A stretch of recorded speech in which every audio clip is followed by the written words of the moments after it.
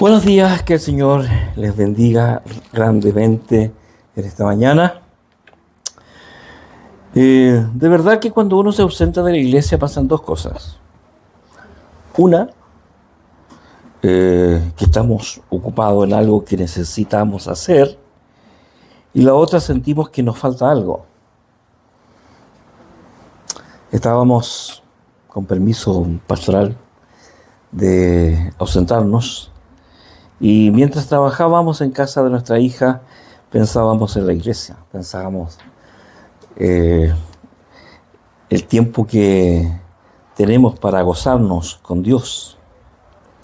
Pero también sentíamos que era parte de ser cristiano, de ayudar, aunque sea familiar.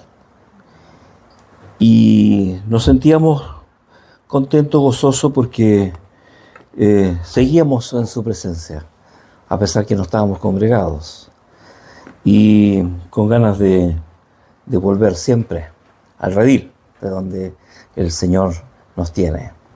Espero que en esta mañana podamos tener un tiempo de meditación de la palabra, como es costumbre todos los domingos, y que esta palabra haga nido en nuestros corazones.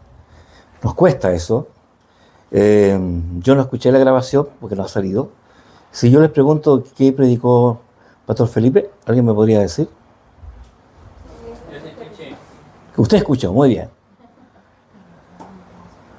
Yo escuché lo del testigo bíblico. Ah, esto del miércoles. No, lo del domingo. Nadie vino. Pastor Felipe va a tener que predicar de nuevo el próximo domingo porque nadie supo lo que usted dijo. Bueno, como nadie supo lo que dijo, vamos a ver si en esta lo recuerdan. Vamos a continuar estudiando lo que venimos mirando sobre el Sermón del Monte. ¿Lo recuerdan? En Mateo 5. Estamos estudiando esta famosa predicación del Señor y estamos hablando de las bienaventuranzas. Mateo 5, y desde el verso 1 leíamos hasta el verso 12. Pero por amor al tiempo vamos a leer solamente hasta el verso 5, de nuevo. Mateo 5, verso 1 dice: viendo la multitud, subió al monte, y sentándose vinieron a él sus discípulos. Y abriendo su boca les enseñaba diciendo: bienaventurados los pobres en espíritu, porque de ellos es el reino de los cielos. Primera bienaventuranza. Segundo, bienaventurados los que lloran, porque ellos recibirán consolación. Bienaventurados los mansos, porque ellos recibirán la tierra por heredad. Cuando uno mira este famoso sermón que el Señor da, nos recordamos de que el mundo ha tomado parte de la Escritura, la ha hecho propia para defender su visión humanista, y hace que estas sociedades de ayuda al prójimo la tomen como una bandera de lucha. Bienaventurados son los que sufren. Por eso hoy día las políticas económicas de los países siempre van al que menos tiene, y pensando que bajo ese prisma están cumpliendo un mandato de Dios. Yo dije que las bienaventuranzas fueron dichas a sus discípulos.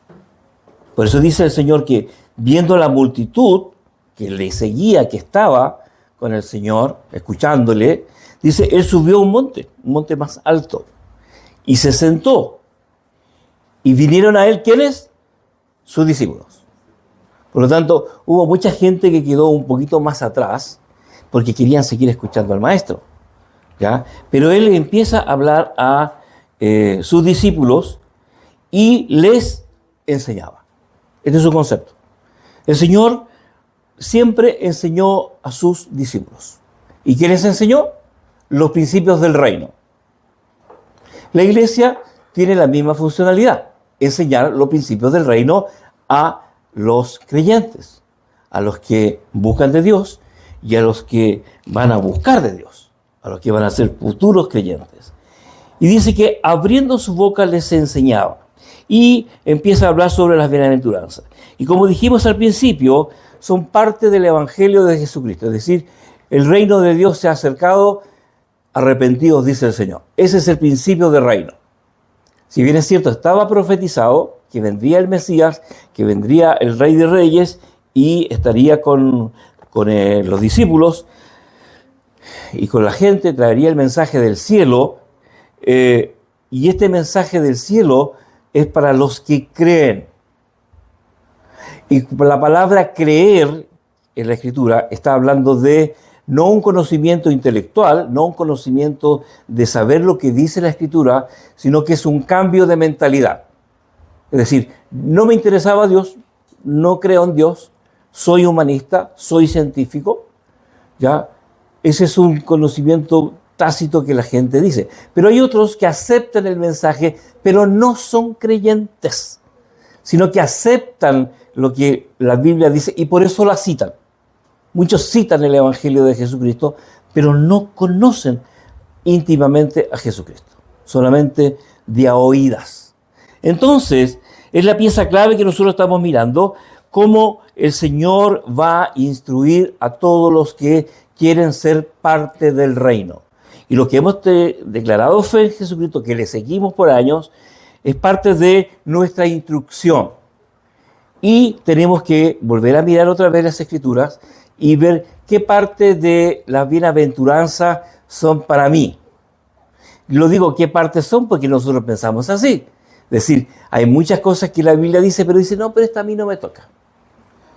Por ejemplo, habla de, es bueno que el hombre no esté solo y que se case. Eso es como una orden perentoria.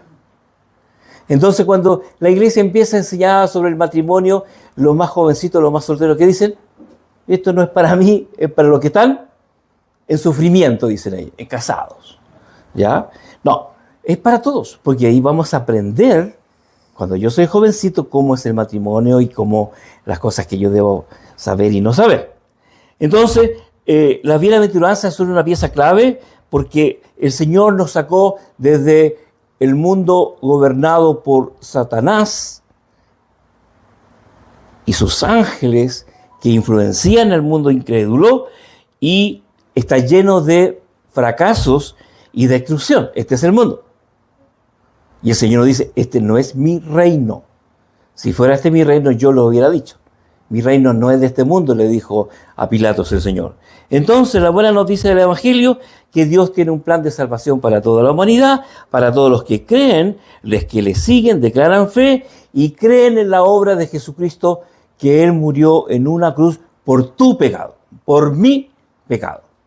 Y eso a mí me hace responsable delante de Dios, que el mensaje tú ya lo escuchaste. Y un día el Señor juzgará a los vivos y a los muertos conforme al mensaje que se te enseñó. Unos para salvación y otros para condenación, alejados de la presencia de Dios. Entonces, las bienaventuranzas son indicaciones de cómo el Señor quiere que nuestro andar cristiano tenga un carácter conforme el carácter de Dios. Por eso el Señor le dice, van a ser, ojo, bienaventurados cuando sean pobres en espíritu. Verso 3. Y más encima le hay una promesa, porque de los tales es el reino de los cielos.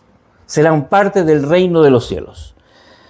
Seremos bienaventurados cuando lloramos, porque recibirán consolación. Seremos bienaventurados los mansos, porque ellos recibirán la tierra por heredad. Estos son los conceptos que el Señor está enseñando a sus discípulos y habla de otras bienaventuranzas que la vamos a ver más adelante, a los que tienen hambre y sed de justicia, a los que son misericordiosos, a los que tengan sean limpios de corazón, a los pacificadores y aún a los que son perseguidos a causa de la justicia por amor del nombre del Señor. Y cuando esto pase, dice que las promesas son, recibiremos consolación, seremos consolados.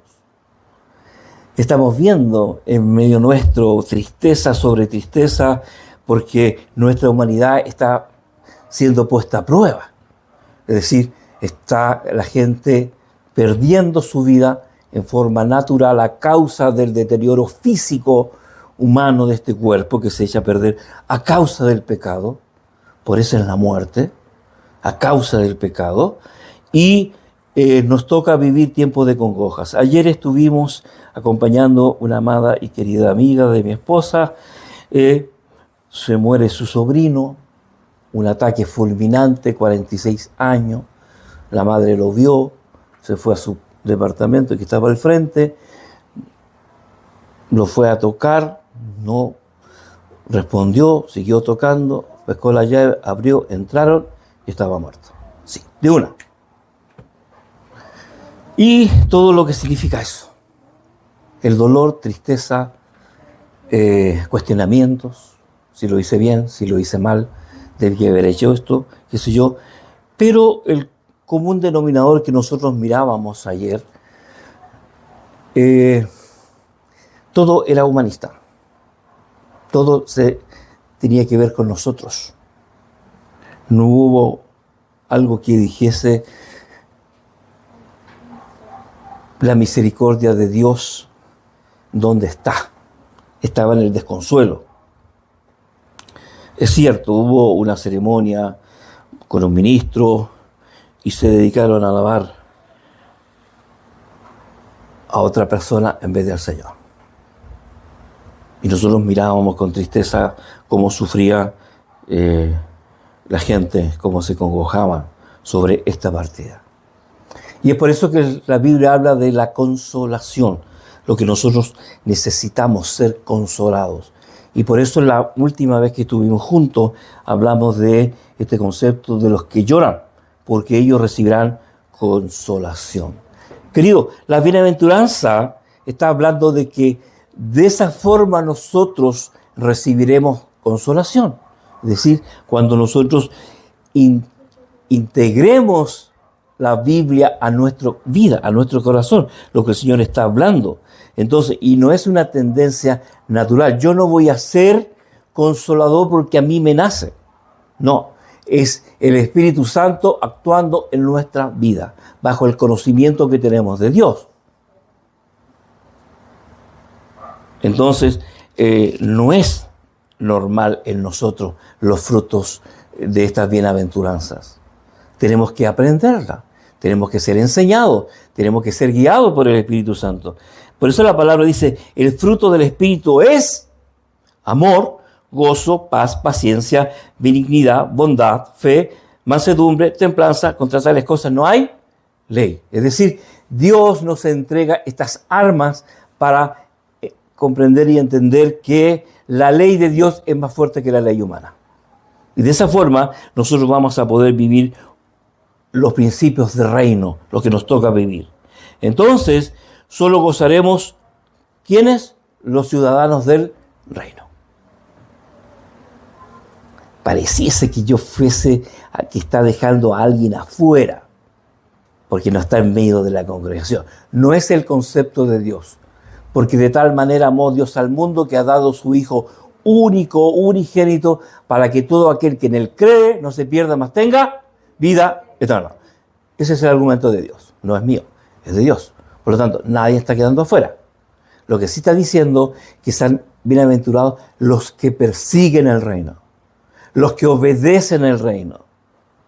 Entonces, es una orden perentoria de Dios. Entonces, cuando uno mira estas bienaventuranzas y mira el mundo, son antagónicas, no se juntan. ¿Por qué? Porque son contrarias a la mente de Dios.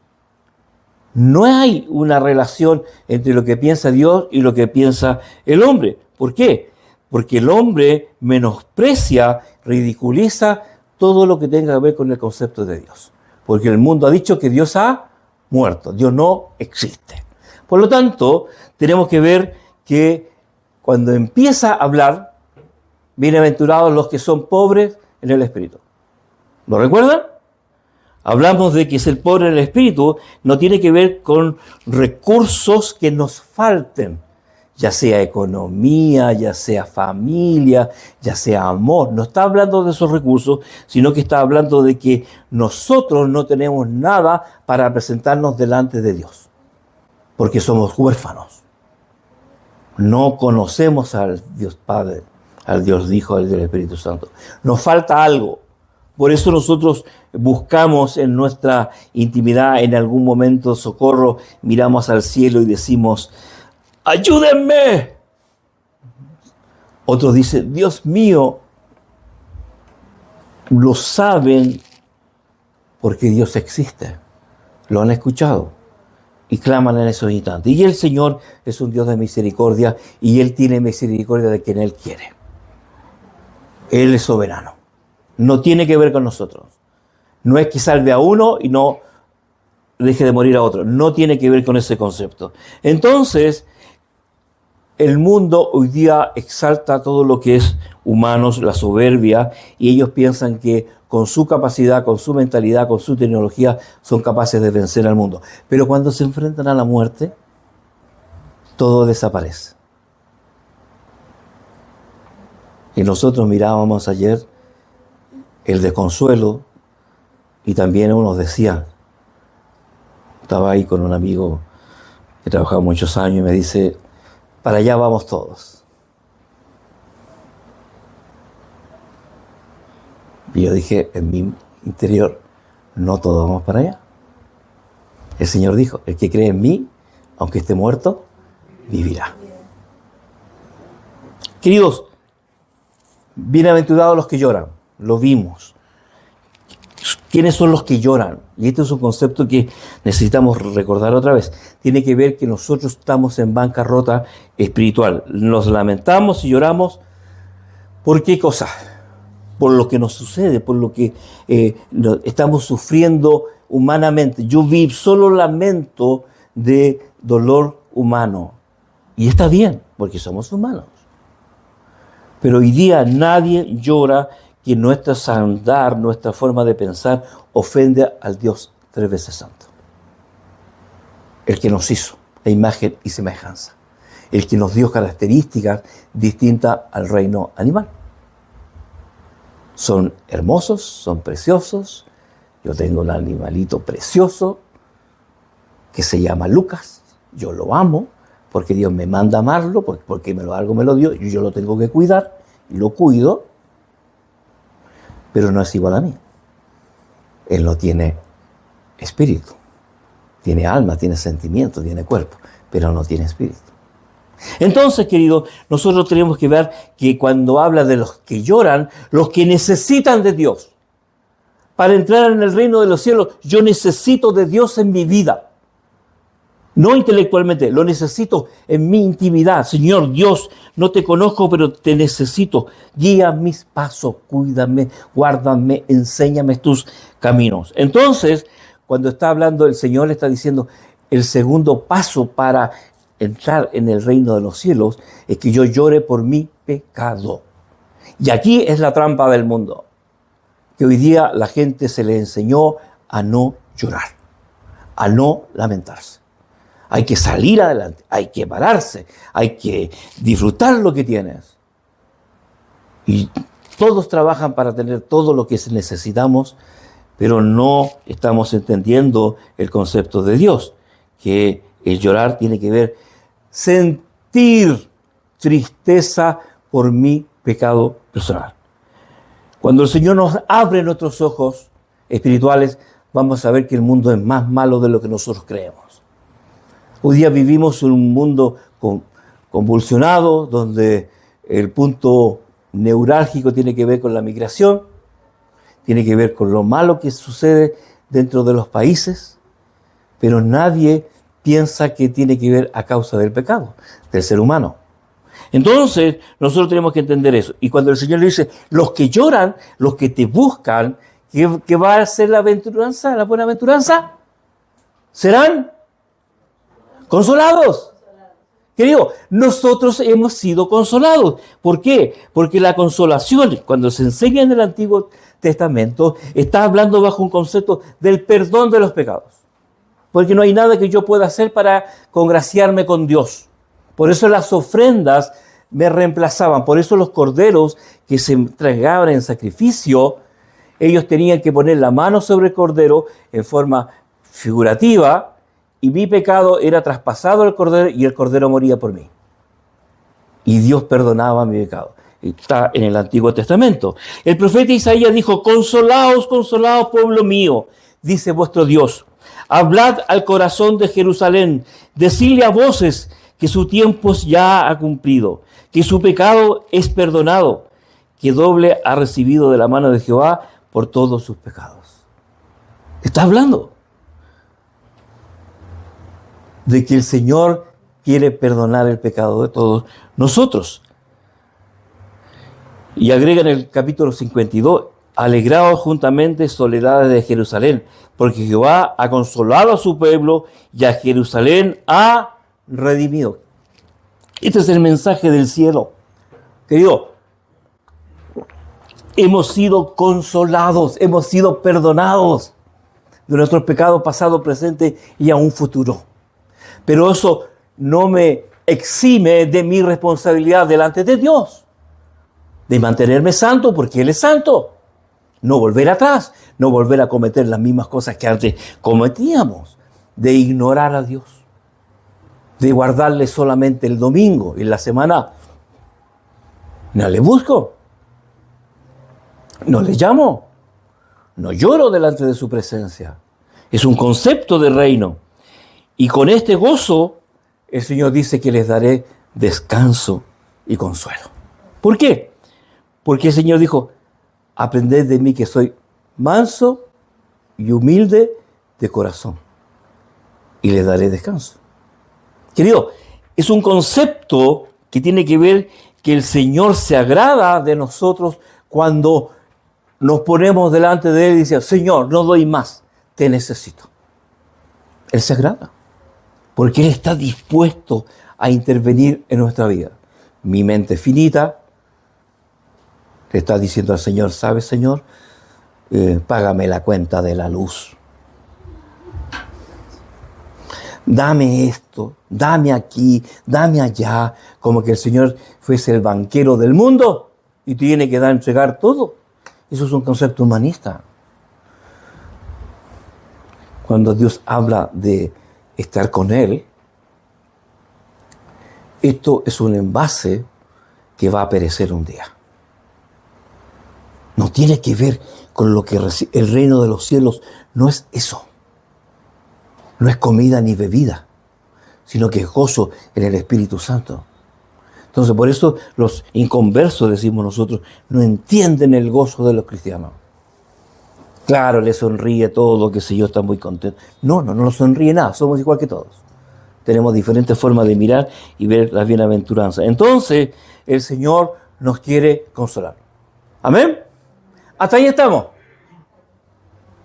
Ya, nos vamos. Ya se la aprendieron. Tenemos algunos minutos más. 30 más. ¿Qué dice el Señor?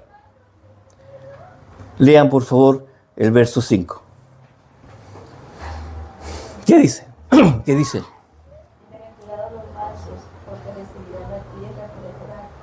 Ya, este es súper controversial, esta bienaventuranza. Porque dice: bienaventurados los mansos o los humildes, porque ellos, aquí está la promesa, heredarán la tierra. Cuando uno ve esta bienaventuranza, se va a dar cuenta que esto viene en progresión. Empezamos con ser pobres en espíritu, empezamos que somos aventurados los que lloramos, porque necesitamos consolación de Dios, y ahora está diciendo los mansos, es decir, cuando nosotros conocemos, tomamos los recursos de Dios en nuestra vida, dice que tenemos que tener una característica que es de Dios, que es la mansedumbre, manso, humilde. Y esta característica nos va a llevar de una en una. Es una progresión, una construcción. Entonces, ¿qué dice la Escritura? El que no es pobre en el espíritu, no lamenta su condición, no reconoce su pobreza, no puede ser manso. Así de sencillo. ¿Qué tiene que ver con Dios? Yo cuando leí esto y estaba estudiando, me saqué un 0, un 1. De manso no tengo nada. Aunque sea harto, dicen por ahí, de manso no tengo nada. Algunas cosas sí. Pero cuando me reviso a mí mismo, mi carácter, me complico, por no decirlo menos. Querido, es importante que nosotros aprendamos qué es lo que es ser manso en la Biblia.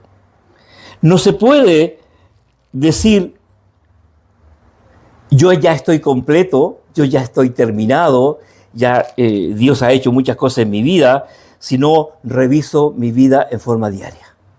¿Cómo me comporto en la sociedad? ¿Cómo me comporto delante de Dios? Juan, voy a hacer una alegoría. Estoy en mi casa y dice Juan, ven, sube a una habitación, quiero hablar contigo. ¿Qué me habla? ¿Mi esposa? No, no es mi esposa. Es Dios. Que Dios quiere que lea la Biblia. Dios me está pidiendo que ore. Pero estoy tan cansado, Señor. Dejémoslos para el otro día. De esa forma nosotros actuamos. El Señor no duerme. Claro, como Él no duerme, fácil para Él. No se cansa, fácil para Él. Querido, el buscar el reino de Dios no es para los cobardes, no es para los simples, es para los valientes, y los valientes arrebatan el reino. ¿Qué significa eso? Que yo, para tener intimidad con Dios, tengo que, ¿qué cosa? Luchar contra todo. ¿Cuántas veces yo he interrumpido a mi esposa ahí que está meditando en Dios y yo salgo con cualquier estupidez? O al revés. Estoy estudiando y me dice, oye, hay que ir a limpiar no sé qué cosa. Y yo no le puedo decir, perdóneme, soy el pastor. Porque en la casa yo no soy el pastor, soy el esposo. ¿Se imagina que yo fuera pastor allá? Mi esposa se hubiera ido hace rato ya, si hubiera sido el pastor en la casa. Dígame. Soy esposo. Tengo que hacer caso a algunas cosas. Pero ¿qué quiero decir con esto? Nosotros necesitamos buscar de Dios. Contra todo. Contra el trabajo, contra el tiempo, contra el sueño, contra todo. Porque así funciona el reino de Dios. ¿Vio el Señor Jesús? Decía que subía en la noche a orar. Los discípulos se iban a acostar y el Señor subía al monte y oraba toda la noche y volvía fresquito. ¿Por qué volvía fresquito el Señor? Porque el poder de Dios estaba sobre él, sobrenatural. No, fíjese que no. Nosotros pensamos que el poder de Dios estaba sobre él porque él era Dios, estaba con su papá. No, tenía que ver porque él buscaba del Padre, la voluntad del Padre, lo que tenía que hacer, lo que iba a suceder, y eso le daba, ¿qué cosa? Poder al Señor, donde él podía manejar su cuerpo. Los chinos y todos los Dalai Lama entendieron algo de eso y manejan su cuerpo a través de la mente. Pero no, esto es a través del Espíritu. Querido, ¿acaso cuando uno estamos orando siente frío? Póngase en este ejercicio. Se pone a orar por cualquier cosa. ¿Siente frío? ¿Siente hambre? ¿Siente algo? No, porque está en intimidad con Dios. Todo ha desaparecido. Lejos, no existe nada.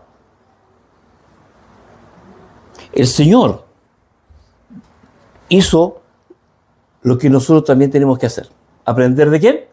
De Él. Así que no le digamos que Dios, el Señor era Dios, así que era fácil. Digo, Él era perfectamente hombre. Y él tuvo que luchar contra su naturaleza, su cansancio, su montón de cosas. Pero dice que cuando uno tiene esta relación con Dios, uno es fuerte, como toro. Levantamos alas como águilas en las alturas de Dios. Pero para eso yo tengo que tener este concepto. Es decir, voy a someter mi cuerpo en dominio propio. Entonces, bajo esa mirada, el Señor nos va a enseñar que cada cristiano necesita crecer en las bienaventuranzas. ¿Por qué? Porque ella nos dará la revelación del misterio del reino de Dios. Cuando nosotros entendemos eso, que somos pobres en el espíritu, necesitamos un Salvador, necesitamos seguir creciendo y que nuestras debilidades que tenemos las entregamos delante de Dios a sus pies. Y el Señor se perfecciona y se produce un crecer continuo. Es decir, yo ya no oro solamente por el pan y la comida, por la protección, por mi abuelita, por todo el mundo. No. Vamos a una intimidad más profunda. Vamos buscando su corazón. Vamos buscando sus misterios, lo que el Señor quiere revelar a mi vida. Yo siempre le digo a los músicos, ¿cómo lo hacen para llegar a tocar? ¿Qué hacen? ¿Cómo se preparan?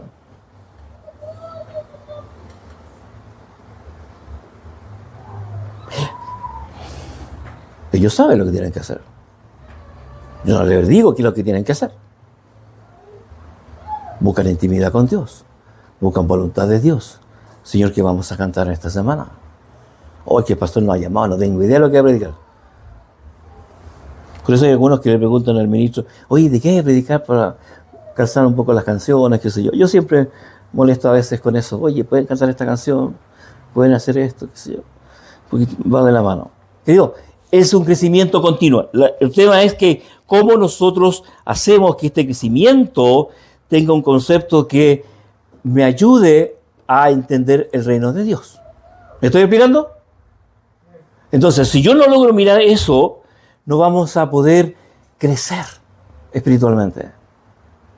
Por eso la palabra dice, la senda de los justos es como la luz de la aurora que va en aumento hasta que el día es perfecto. ¿Qué significa eso? Que la luz, cuando empieza a amanecer, no es como la del día, que es perfecta, que es una tremenda luz de claridad, sino que es tenue. Y empieza de a poco, hasta que el día es perfecto, luz completa. Entonces, nuestro crecimiento es igual. Entre más vamos conociendo al Señor, entre más le vamos... Es perfecto. Entonces, bajo esa mirada, nosotros necesitamos aprender una bienaventuranza más, que es la mansedumbre. A veces el humanista dice que es la forma psicológica de ciertas personas que se dejan avasallar por otro, son muy quietos, son muy tranquilos, no son agresivos y ellos no tienen personalidad y ellos son mansos. La Biblia no lo dice que es así. La Biblia no lo enseña así. Otros piensan que este tipo de personas se predisponen para ser maltratados, ser abusados y ser humillados, porque no se defienden. Y la Biblia no dice eso. La Biblia lo que dice es que el hombre de Dios es un poder dado por Dios para reinar sobre tus sentimientos y sobre los sentimientos del otro. Y eso es un poder que nos da Dios. Y ese poder nosotros le llamamos paz. La paz de Dios sobreabunde sobre todo entendimiento. Entonces, bajo esa mirada, nosotros podemos decir, oye, cuando nosotros entendemos la mansedumbre, tenemos un poder especial. ¿Contra quién? Contra el reino de Satanás, que me está molestando, diciendo cosas. Entonces, cuanto más profundo es mi relación con Dios, vamos a entender lo que significa la mansedumbre. La palabra manso viene del latín mansues, no sé latina, dice mansuetus, mansuetus, que significa sujeto, acostumbrado, amansado, es decir, un hombre que es domesticado, que antes no lo era, y ahora está acostumbrado a ser dirigido. Ese es el concepto de la RAE, de lo que significa ser manso.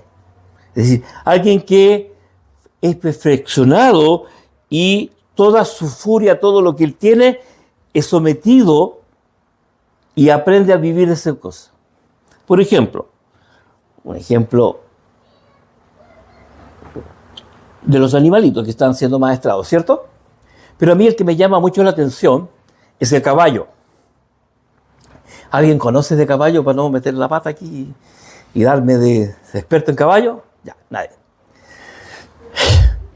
Los caballos, usted los mira y dice, oye, este caballo es chúcaro o es manso, ¿sí o no? Entonces te obedece y este no, ese hay que darle, hay que pegarle, qué sé yo. Pero cuando uno mira a un caballo que cuando lo amansan es para que el hombre lo pueda usar y lo pueda montar. Y lo dirige, ¿cierto? Con su rienda. El caballo no es que haya dejado de ser fuerte. No es que él se haya sometido de tal forma de que él le tiene miedo al jinete. No, él se acostumbra a ser dirigido. Y por eso uno lo dirige. ¿Y cómo lo dirige? Con amor, con dulzura. Y bajo ese concepto el caballo obedece. Hay otra gente que es más bruta, dice ahí la parte campesina, no, hay que pegarle hasta que se aburra y ahí se va a calmar. Yo conozco a un chico que es de campo y lo único que hace es pegarle al animal y según él con eso funciona. Entonces yo digo, no he entendido nada. Entonces, nosotros necesitamos ser amansados por Dios, primeramente. Para nosotros ser manso, yo tengo que ser amansado por Dios y me tengo que acostumbrar a su mano. Y aquí es la lucha, ¿por qué? Porque todavía tenemos una rebeldía innata en nuestro corazón y a mí me cuesta obedecer. Dios me pone una rienda, por así decirlo, y me dice, para allá te quiero. Y yo, me han picado el caballo, que quiere ir para allá, y ¿quién le hace para acá? Una alegoría. ¿Cuántas veces Dios nos está dirigiendo hacia un lugar y yo, dale para allá? Dale para allá. Y el Señor, como es un hábil adiestrador, con su amor, Él me dice, para acá, tranquilo, por allá no, te vas a caer, te vas a maltratar, hay piedras, no sé. Entonces, la parte que Dios quiere enseñarnos, que la mansedumbre es una fortaleza porque está sujeta al poder de Dios. Sujeta al poder de Dios. ¿Por qué? Porque el Señor pone todo su control en nuestra vida. ¿Me estoy explicando? Él me enseña a tener control de mis sentimientos, de mis emociones.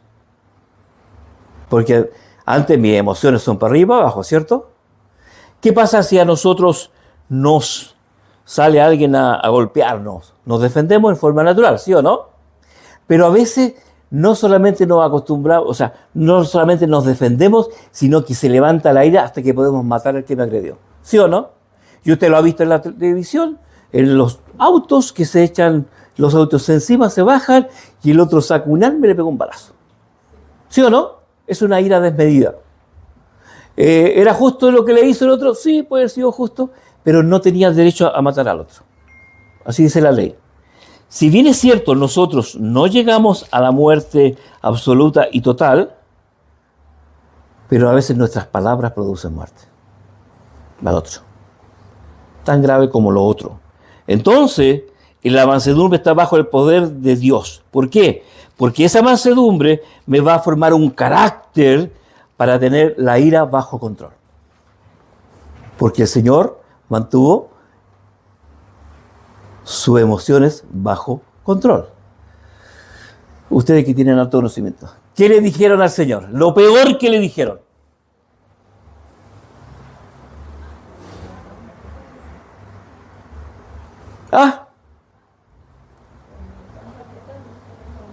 Pero no le escucho nada, fuerte. ¿Qué fue los hombres lo peor que le dijeron al Señor Jesucristo cuando estaba en su ministerio? Los fariseos, los saduceos, la gente del pueblo. ¿Qué le dijeron al Señor? Este demonios tiene. Y también le dijeron que por el poder del demonio sacaba a los demonios, ¿se acuerdan? Y eso es lo que la Biblia llama el pecado imperdonable. Que no me voy a meter ahí porque esa es otra historia. Querido, ¿cómo el Señor, el Dios de la gloria, que lo acusen de eso, que tenía todo poder, pudo haber, ¿qué cosa? Haberlo destruido así, ¡pah! En un segundo. En un segundo. ¿Qué hizo el Señor? Él se defendió, no con piedras ni palos, no con el poder que él tenía, sino que él dio un argumento válido. Ninguna casa puede estar dividida, sino será destruida. Como yo, si yo tengo demonios, voy a sacar a los otros demonios. Con un argumento. Entonces, la venganza que pudo haber tenido el Señor la aplacó. ¿Por qué? Porque él había internalizado del Padre, ¿qué cosa? La mansedumbre. ¿Me estoy explicando? Es decir, bajo control. Y ese control le dio, ¿qué cosa? Poder sobre los hombres que le estaban acusando. ¿Y qué hicieron los hombres? Se quedaron quietos y se fueron avergonzados. Entonces, la mansedumbre no es cualquier cosa. No es quedarse callado ni decir todo que sí. No es eso. Tiene que ver cómo Dios hace que nosotros podamos entender el propósito de nosotros como cristianos. No responder. El Señor nunca respondió todo lo que le dijeron, sino que Él era soberano. Él hacía conforme a lo que estaba en su corazón. Entonces, la venganza solamente es de Dios. Pudo haberla usado. Lo cité recién. Aprended de mí que soy manso y humilde de corazón. Y encontraréis descanso para vuestras almas. Ahí está el secreto. Mire, cuando uno actúa airadamente y hace daño al otro en palabras, en ofensas, en lo que te dije, y después uno se queda dando vueltas, enojado uno arriba, el otro abajo, se lo merecía. El que insultó. Y el de abajo dice, cuando me venga a pedir algo, no le doy nada. Están los dos involucrados. Entonces uno tiene que aprender en el tiempo, en la vida. Por eso yo dije que tengo un 1, porque no soy manso. Me cuesta ser manso. ¿Por qué? Porque uno tiene que volver a revisar los principios del reino. La mansedumbre es un don de Dios para nuestras vidas. Entonces, imagínense el Señor cuando lo estaban castigando, cuando le estaban lacerando su cuerpo, cuando vino Judas con los sacerdotes y le dijo, Él es, al que yo besare, Él es, a Él prenderé. ¿Qué hizo Pedro? Sus emociones se fueron arriba, sacó la espada y dijo, yo te voy a defender, Señor. Le quitó la oreja.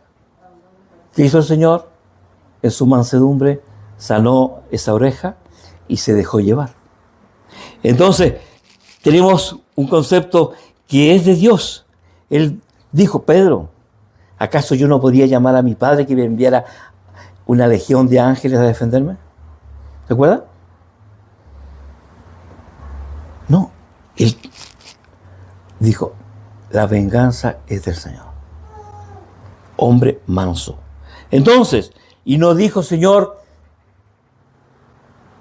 en tu tiempo castígalo, que se mueran. ¿Qué dijo el Señor? Padre, perdónalos, porque no saben lo que hacen. Eso es mansedumbre. Control, poder de Dios en su vida. Lo único malo que nosotros somos nosotros. Tenemos un espíritu siempre vengativo. Siempre me quiero vengar. ¿Por qué? Porque es parte de nuestra humanidad caída. Pero si nosotros entendemos este concepto y practicamos la mansedumbre, la que viene de Dios, Dios me va a dar un poder especial. ¿Cuál es el poder especial? Que voy a tener control de mis emociones y no causarán daños, sino que habrá bendición en los que me rodean. La Biblia está llena de hombres de Dios que tuvieron que aprender lo que es ser manso. Y para ser manso necesitamos tiempo. Tiempo con Dios. Todo el tiempo que tú tengas, usémoslo con Dios. Es que estoy trabajando, pues. Bueno, mientras trabaja, se somete al que lo contrató. ¿Sí o no? Y el que lo contrató le hace la vida imposible muchas veces. Bueno, el Señor quiere que aprenda. Pero no soy un chuapino. El Señor se defendió con buenos argumentos. No, conforme a la voluntad de Dios. ¿Cuándo yo voy a responder y qué es lo que necesito no responder? Entonces, la humildad está bajo el escrutinio de Dios y bajo el poder del Espíritu Santo. ¿Sabe? Nosotros los cristianos hablamos del Espíritu Santo para allá, hablamos del Espíritu Santo para acá, para arriba, para abajo. A todos metemos el Espíritu Santo. Lo nombramos. Pero ¿estamos sujetos bajo su poder?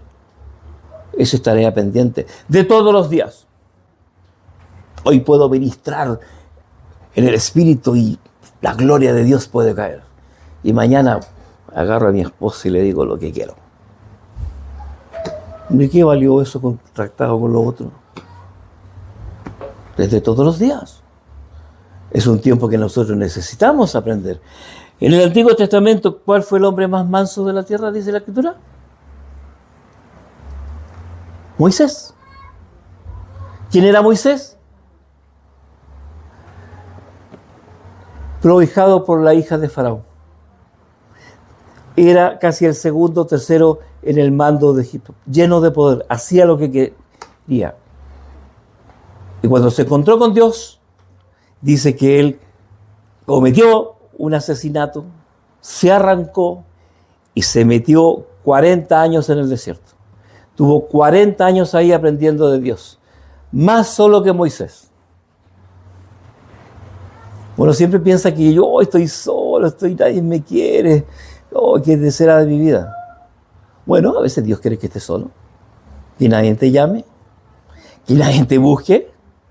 ¿Qué hacemos los cristianos? El pastor no me ha llamado, estoy sufriendo. A todos habla menos a mí. El pastor dice, nadie me quiere, todos me ignoran, nadie se preocupa por mí. Así nos llevamos. Y el Señor quiere que nosotros estemos con Él, aprender de Él. No hay una contradicción. ¿Se acuerdan cuando el Señor limpió el templo? No llevó fregadera ni escoba, nada. ¿Qué es lo que llevó? Látigo. Agarró a latigazo a todo. Pues dice, la casa de mi padre la has convertido en cueva de ladrones. Botó todo, limpió todo, echó todo abajo, váyanse todo. Dejó de ser humilde el Señor. Dejó de ser manso. No. Seguía siendo manso, pero él tenía que poner en posición lo que significa eso. Bajo hombres que creían en Dios, hombres impíos, perfectamente. Entonces, es necesario que nosotros, esta virtud que el Señor nos entrega, tenemos que entenderla. Hay un texto que a mi esposa le gusta mucho, y me lo cita mía. Ella dice, este texto es tuyo. Busquen por favor Romanos 12. Parece que es. A ver si me acuerdo. Se me vino recién a la mente, les digo el tiro. Creo que es 12. Ese que dice, nadie tenga más alto concepto de sí que el que se deba tener. 12:3. Gracias. Veamos este texto. Digo pues por la gracia que me es dada a cada cual que está entre vosotros que no tenga más alto concepto de sí que el que se deba tener, sino que piense de sí con cordura conforme a la medida de fe que Dios repartió a cada uno. Ese es el texto de mi esposa. Para mí. Cuando me pongo soberbio me dice, no puedes tener más alto concepto de ti que el que se deba tener. Por supuesto, yo me voy arriba, enojado. Voy a buscar un texto para ella, para yo darle otro texto. A veces los cristianos se agarran a bibliazo. Los maridos, mujeres se agarran a bibliazo. ¿Cuál es el mejor texto? Veamos ese texto, queridos. Digo pues, por la gracia que me ha sido dada a cada cual que está entre vosotros, yo pido que no tenga más alto concepto de sí que el que se deba tener. Está hablando de que todo lo que nosotros tenemos es dada por Dios. Por lo tanto, yo no puedo ser mayor que el otro. Hay una versión que dice, porque en virtud de la gracia que me ha sido dada, digo a cada uno de vosotros que no piense más alto de sí que lo que se debe pensar, sino que piense con buen juicio según la medida de fe que ha sido distribuido a cada uno. La mansedumbre, querido, tiene que ver con eso. No puedo tener más alto concepto de mí que el que se deba tener, por la gracia. Otro día le dije a mi hermano John, oiga, gracias por tocar, por servir a la iglesia. ¿Qué me dijo el hermano John? ¿Dónde firmo el contrato para que me pague 12 meses por tocar? La esposa no lo sabe. Sí, lo tiene que reprender. Me está cobrando por tocar. Eso lo inventé yo. ¿Qué me dijo? La gloria es por el Señor. Amén. ¿Se cuenta, no? Entonces, bajo ese concepto de la humildad, tiene que ver con un concepto de siervo. Somos siervos y consiervos delante del Señor. Tenemos que aprender a ser siervos. Tenemos que aprender que nosotros servimos, pero yo no sirvo a la iglesia. Escúcheme bien. Yo no sirvo a la iglesia, yo sirvo a Dios. Y usted no le sirve a los pastores, usted le sirve a Dios. Y este es un concepto que tengo que aprender. Nadie tenga más alto concepto de sí que el que se deba tener. Entonces, ser humilde es reconocer nuestras fortalezas, limitaciones y tratar de mostrar ese amor que digo que yo tengo como cristiano. Y nos cuesta entender eso. Entonces, la pregunta es, voy a terminar con esto, si no voy a estar toda la tarde aquí. Cuando al Señor Jesús le preguntaron,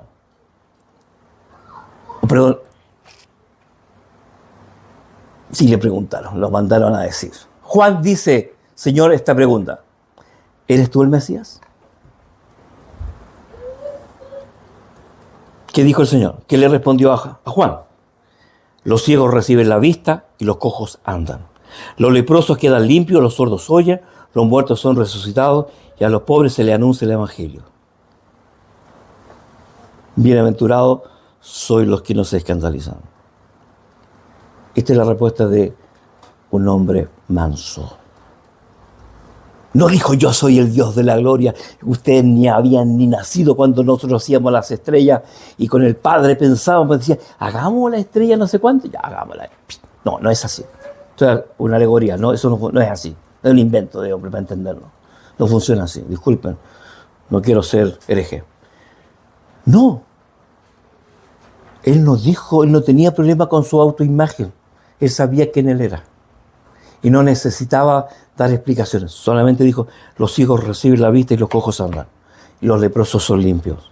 Entonces, siervo, lo que se había dicho, que el siervo del Señor vendría. Amén. Póngase en pie, vamos a orar, vamos a darle gracias al Señor en esta mañana otra vez.